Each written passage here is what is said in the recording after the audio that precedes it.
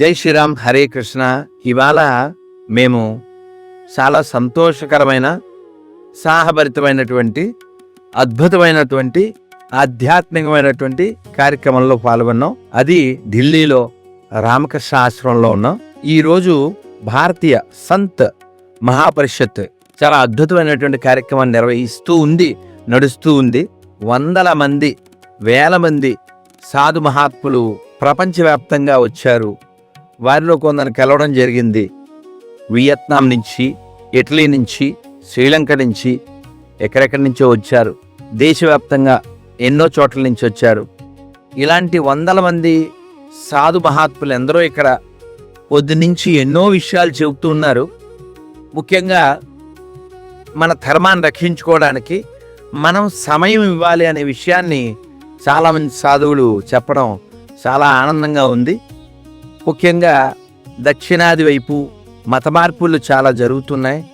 అందువల్ల సమయం ఇచ్చి మన యొక్క ధర్మాన్ని మనం ప్రచారం చేయడం ద్వారా, బోధ ద్వారా మన ధర్మాన్ని రక్షించుకోవాలని, అలాగే మన తెలంగాణ, ఆంధ్రప్రదేశ్ నుంచి కూడా సాధు మహాత్ములు వచ్చారు.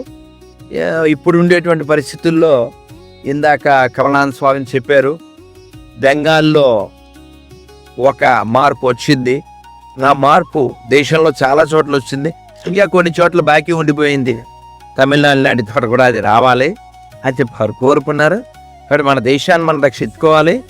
అది ఈ దేశం హిందూ మెజారిటీ దేశంగా ఉంటే మాత్రమే సాధ్యం అవుతుంది.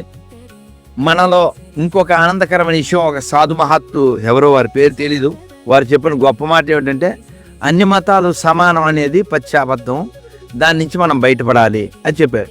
ఈ విషయాన్ని నేను చాలా ఏళ్ళ నుంచి చాలా గట్టిగా చెప్పుకోను.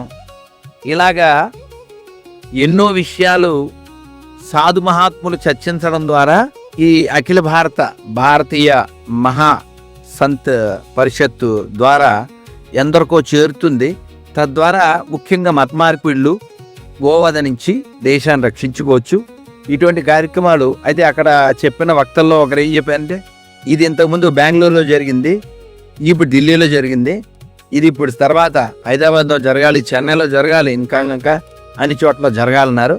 ఇలా పెద్దల యొక్క ఆశీస్సులు, పెద్దల యొక్క సూచనలు అందరికీ, సామాన్యులకు కూడా అందాలని, ఈ భారత్ హిందువులకే చెందాలని, హిందువులందరూ పరమ ముఖ్యమైనటువంటి లాభాన్ని పొందాలని రామకృష్ణ పరమహంసని, స్వామి వివేకానందని, శారదామాయిని, ఇక్కడ దగ్గరలో ఉన్న బృందావన శ్రీకృష్ణుని కోరను.